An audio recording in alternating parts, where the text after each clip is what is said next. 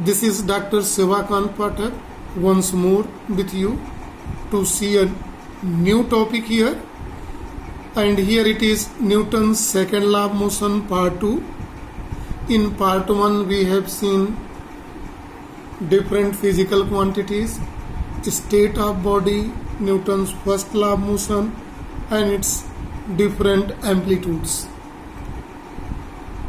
In the first law of motion we went through the detailed explanation in which we came into conclusion that Newton's first law of motion is also called law of inertia. And inertia, we discussed that it is inability of body to change its states by self. So by this we are starting in this lecture from there. So you are advised to see the previous lecture clearly, to see the fundamentals of all, to proceed the part 2 very carefully, because this mechanics, in mechanics the Newton's law of motions has a great importance and its fundamentals are very crucial to understand everybody. So be with us, and for regular visit you subscribe my channel and press bell icon to get updates. Now starts. Inertia is inability of body. Normally it is of three types. The first is inertia at rest, second is inertia at motion, and third inertia at direction. We are going to see first inertia of rest. It is inability of body to change the state of rest by self. If body cannot change, it has inability, cannot change itself, its state of rest to state of motion. So if this type of inability characteristic property inside a body, then it is called inertia at rest. See, inertia at rest we will understand by this example. See carefully in this. When we sit on bus, sit in bus here, and when bus starts,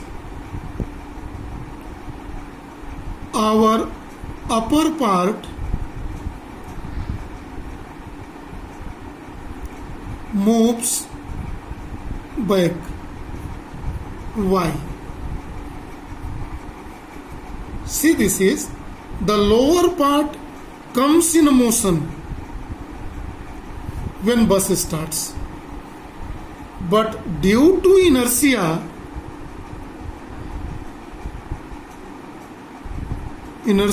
inertial property, the upper part remains rest. So lower parts moves forward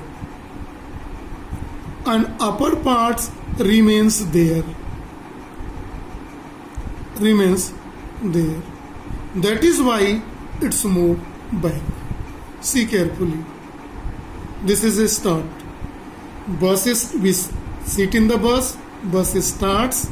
Because of the inertial property, we do not want to change its state, but its lower part is on the seat, connected with seat, comes in a motion and lower parts moves forward, but the above part not connectedly tight with them bus want to remain in same position because of inertia. So lower parts move forward, upper part moves there. So we feel that we moves back and we hit to the upper side of the seat. So this is called, this inability of a matter is called inertia at rest. We can take one more example of it. We know when we have a blanket,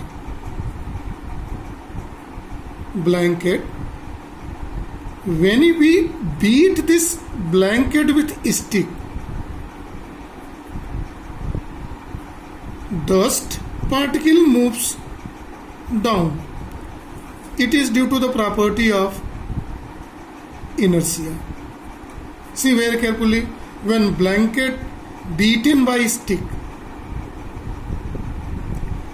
The blanket comes when blanket moves comes in motion. But due to inertial property, dust want to remain in state of rest. So blanket moves forward, dust remains there, and due to gravity moves down. See once more this blanket with dust particle. When blanket is beaten by a stick, blanket moves forward. But due to initial property, dense particle wants to remain there, and due to gravity effect moves down. One more example we can understand: mango tree. Mango tree. When we disturb branch of a mango tree,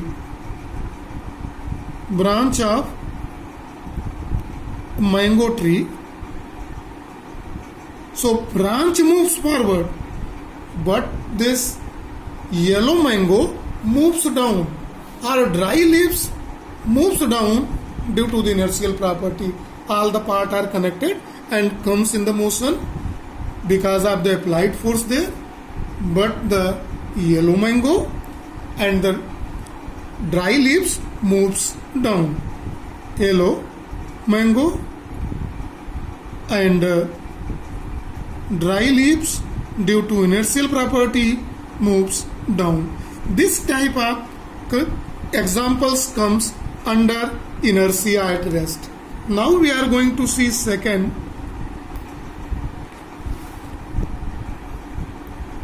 inertia at motion. When we see inertia at motion, we can say it is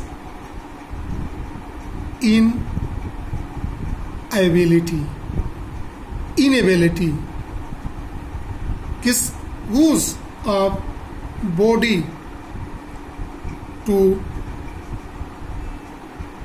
change state of motion by self. When a body have no ability to change his state of motion, so he want to be in the state of motion. This is the Newton's first law. But why it is? But it is because of its inertial property. So whatever inertia remain there is called inertia at motion. We can also understand by taking one suitable example here. Example number A. When brake apply on moving bus. See, when suppose we are traveling in bus and driver suddenly apply brake, we can use word suddenly in a previous cases also of bus and in this case also. What happened? Moving bus, we moves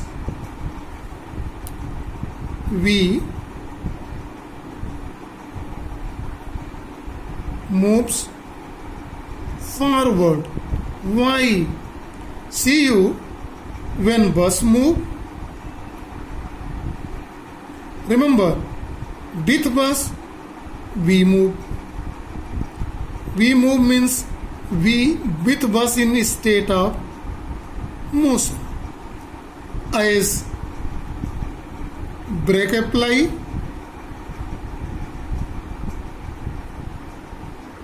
bus stop, but upper portion of body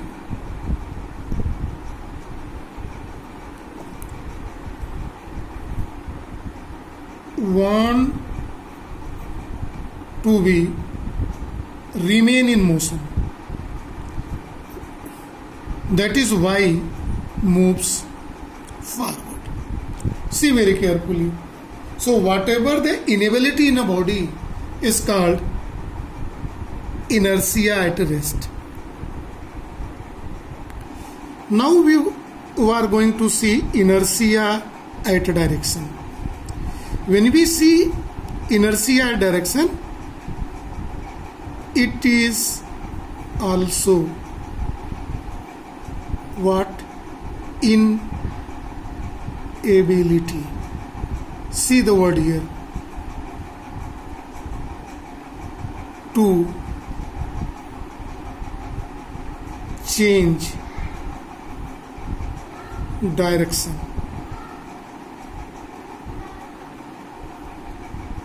by self. When a moving body changes its direction, the body has inability to change its direction. Means body want to be remain the state of existence. If in the state of rest, want to be remain in the state of rest. If it is in the state of motion, want to be remains in the state of motion. And if it is in state of motion, do not want to change its direction. So this inability of body is called inertial property, and it is called inertia at a direction in the case. We can understand by taking an example. At turning, see carefully. When car turns, when car turns, the position of car moves, but the passenger, when car turns, but passenger in car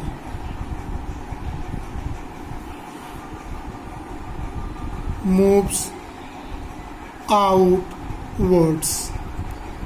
Due to what? Due to inertia. Due to inertial property, car moves, car bent, but body want to remain in the same, because car is tightly connected with the engine. So with the engine, car moves according to the guideline of the car, according to the information given to the car by the driver. But the driver part, upper part, is in the state or any passenger is there, it's moved little part outwards. These are few examples which gives clear concept about inertia. Now we are going to see Newton's second laws of motion. See carefully this Newton's second law of motion. Either any law of Newton, either first law, second law, third law, all laws speaks about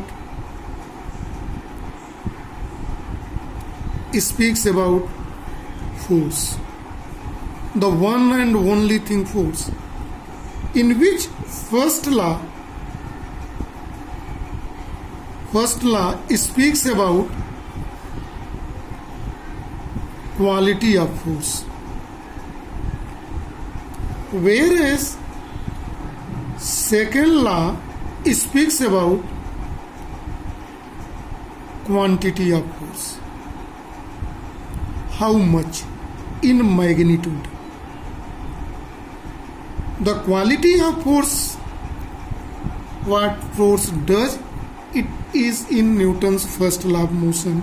In second law, how much is in the second law. The one thing must be clear.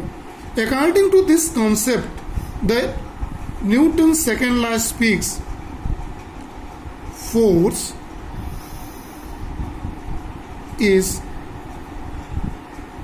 directly proportional to the rate of change of momentum. Momentum in the direction of force. See carefully these fundamentals. The all three laws of Newton speaks only about force. One thing remain keep in mind. Second, first law gives quality of force. We seen in the detailed about in the first part of this lecture and in the beginning of second part also. In second law, we see the quantity of force, how much force is needed for the change of state. Rest to motion, motion to rest, or if it is motion, want to change its direction. The quantity of force is dependent on momentum, change in momentum, and it is defined as the rate of change of momentum. That is why in the beginning of this chapter in the lecture 1 we have seen about the momentum, because here there was the use of momentum. You know that momentum is defined as product of mass into velocity, and it is denoted by P. So by this definition, if first force is denoted by F, it is defined as rate of change of momentum, where F is force and P is momentum. See carefully, rate of change of momentum. It can be also written as delta P by delta T. Since momentum is defined as product of mass into velocity, then change in momentum can be replaced by final momentum minus initial momentum by change in velocity, where symbols V has means final velocity, U is initial velocity,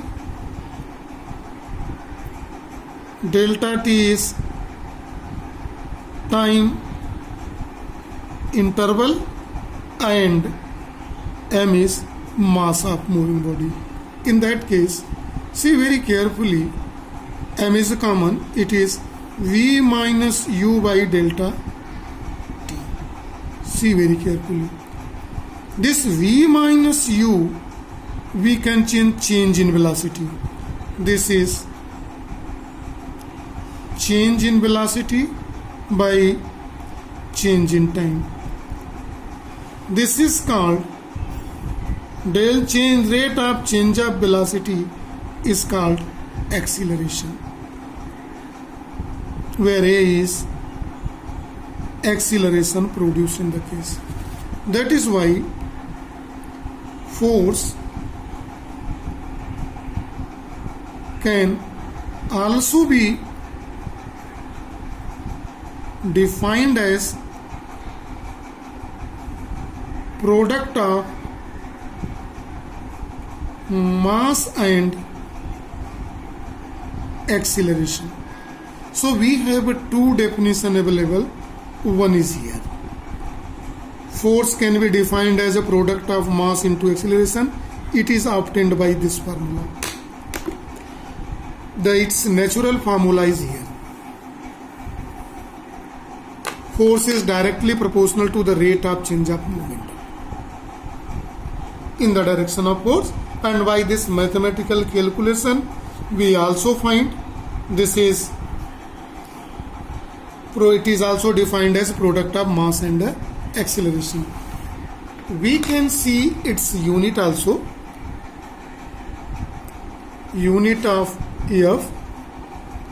For unit of F is equal to mass into acceleration. Mass is in kilogram and acceleration is in meter per second. So unit in MKS is kilogram meter per second square.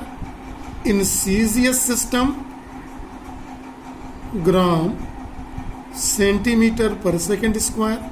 See carefully these units. 1 kilogram meter per second square is called 1 Newton or 1 capital N. Capital N denotes Newton. When we take complete, it's written by small letter 1 Newton, right? So we can say 1 Newton is equal to 1 kilogram meter per second square. This implies that 1 kilogram into 1 meter per second square, it is 1000 gram 1 kilogram and 100 centimeter per second square. This implies that 10 to the power 5 gram centimeter per second square, 1 Newton. So this is called, since 1 gram centimeter per square is called 1 dime. That is why 1 Newton is called, it is 10 to the power 5 dime.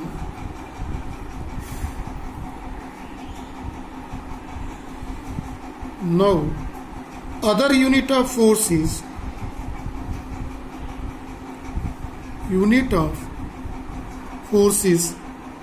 kgf.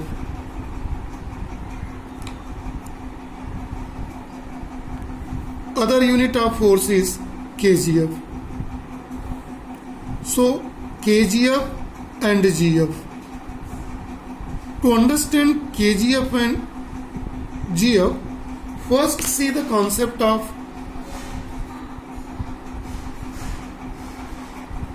weight. See what is weight.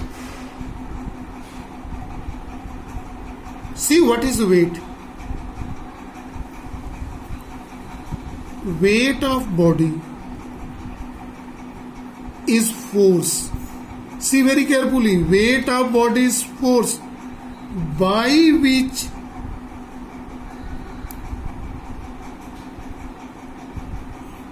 earth attracts the body. Weight of body is force. See very carefully. Weight of body is directly connected with the force through which, by which the earth attracts the body, gravitational pull. We can say that by this definition is equal to force. Force is mass into acceleration, but in gravity A is replaced by force. A is equal to G, and this G is equal to 9.8 meter per second square. Now see, this is, and it is also measured in nature. So if mass is 1 kg, so 1 Newton force, 9.8 Newton. So 1 kg of means 1 gram weight is the body.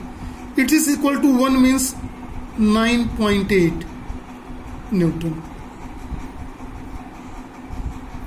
This is 9.8. 1 kgf is equal to 1 kgf. See, if it is 1, so here is a 9. G is 9.8. So 1 into 9.8 becomes 1 kilogram force is equal to 9.8 Newton. Now 1 gram force is equal to 1 gram, and G in CGS. G in CGS is 980 dime. See carefully.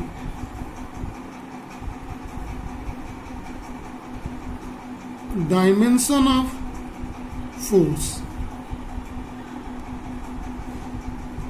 Since force is equal to mass into acceleration, dimension of force is equal to dimension of mass m, acceleration lt minus 2.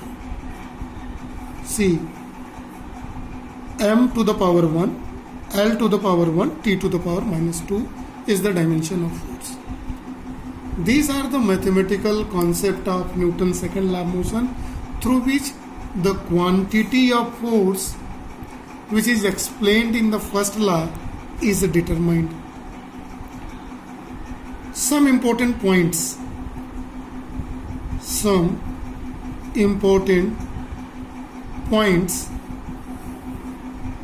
Regarding force. See very carefully to understand some important point which must know everybody regarding the quantity of force that is in Newton's second law of motion. First, when body is moving in straight line,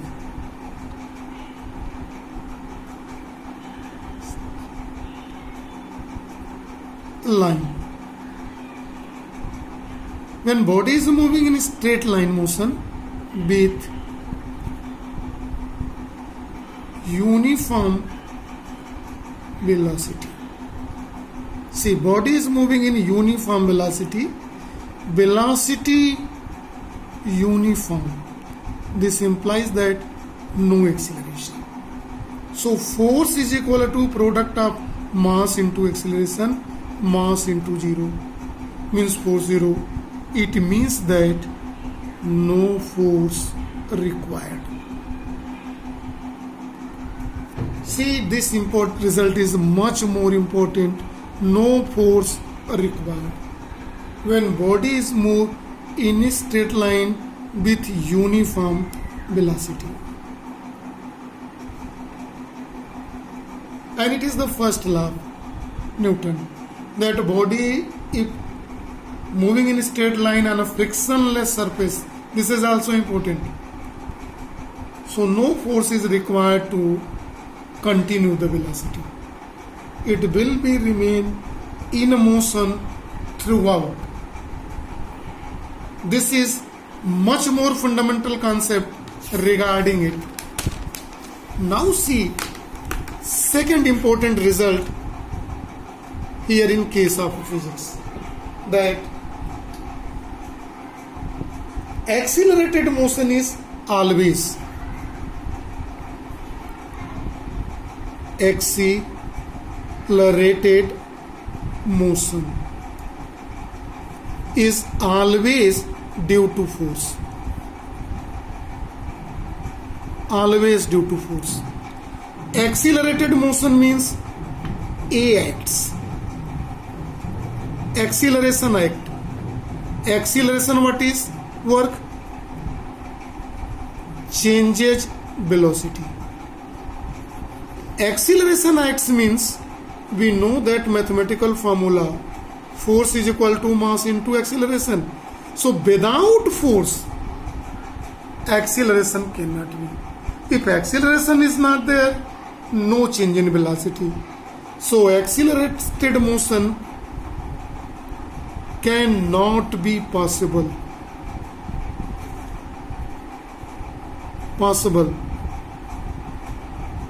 until or unless external force applied. This is also one of the important results in first law of motion. See here, so without force, accelerated motion, mass into acceleration. If acceleration is there, acceleration can be produced only if there is a force applied. So without acceleration force, without external force, acceleration cannot be possible. So this is the second important result, and this result is completely matches with the first law of Newton. Very carefully you see. See the third important result here in the case. That is the measurement of force. Force can be measured only, we are knowing, Force is rate of change of momentum or mass into acceleration. Either we calculate change in momentum and in given time interval or this factor, or mass and acceleration. We can measure the force only. To measure this, these two quantities by this formula, either you measure, see carefully by this blue pen, change in momentum in given time interval. If these two factors either determine to calculate the force, or you see what is a mass on which the body, if this force is applied, and what is acceleration produced in the case. So these are the two ways to measure the force mathematically only and only. So this is the important point you keep in mind. Four important result here in the case. This second law obeys vector rule. What is the vector rule? See you. This is force is equal to mass into acceleration. Force is a vector quantity, acceleration is vector quantity, and in term of momentum this. So change in momentum is in the direction of applied force, acceleration is in the direction of applied force. When this force acts on a body, force acts on body. See very carefully. On a body at a point. See very carefully. Its component act. Its component acts. See here. See here the frame of reference here in the case. Origin X, Y and Z. Let here is force act on a body at this point A. So here in this condition this force acts. This force can be written as,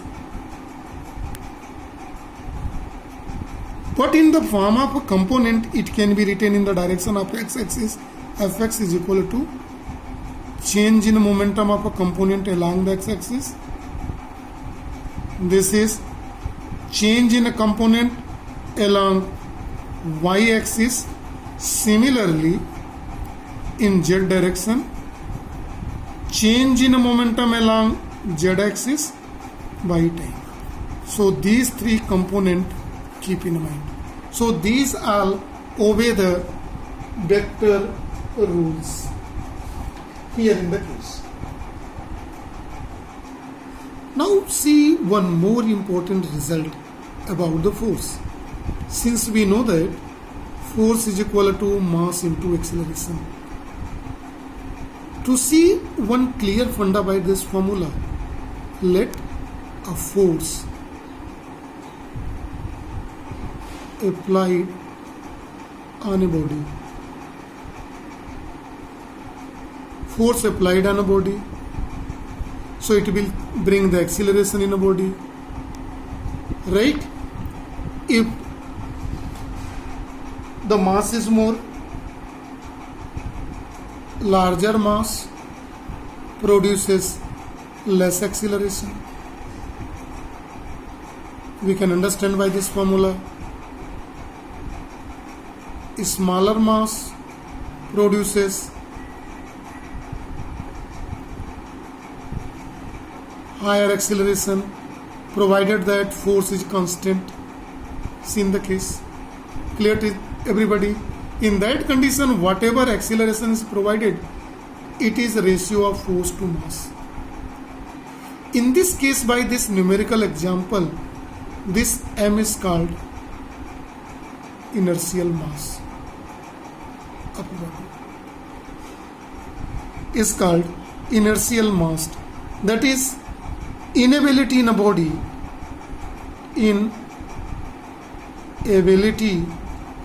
mathematical inability in a body to oppose the change of state. That is called inertial mass.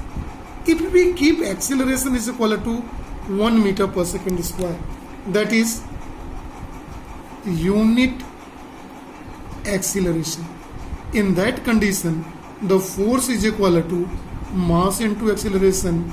This implies that F is equal to m into 1, then F is equal to 1.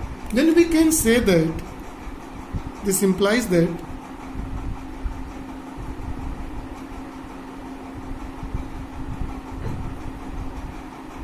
mass is equal to force. Inertial mass is equal to force required to bring unit acceleration. So this inertial mass is equal to the force which is applied on a body and produces how much acceleration? 1 meter per second. So remember the concept of inertial mass here in the case. So see very carefully here in this case. Now we are going to see quality of force.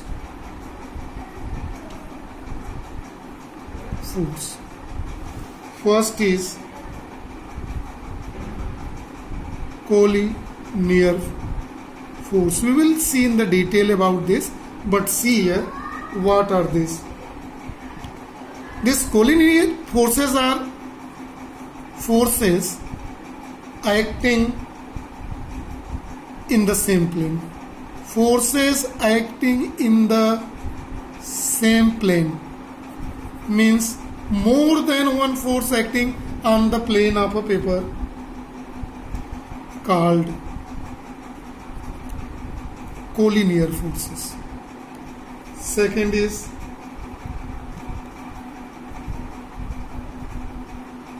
coplanar forces. Coplanar forces, see, this coplanar force means forces acting on same plane. Forces acting on same plane is coplanar forces, and collinear forces is here also given, forces acting on same plane. So see what is the differences. With one more speciality in the collinear forces, acting on parallel line, and here is non-parallel line. In both they are in same plane. If these forces are said to be, third, concurrent forces. What is this concurrent forces? If forces acting on one point or same point, see carefully, is called concurrent forces. Collinear forces, coplanar forces, concurrent forces. What is a collinear forces? More than one forces acting on a plane of paper in a parallel line. Collinear acting on forces on a same plane but not parallel. Coplanar forces. Concurrent forces, force and acting on a point. Coplanar, collinear maybe, may not be, but acting at one point is called concurrent forces. So these are the some quality of forces Keep in mind, keep watching. This is for today. Thank you and have a nice day.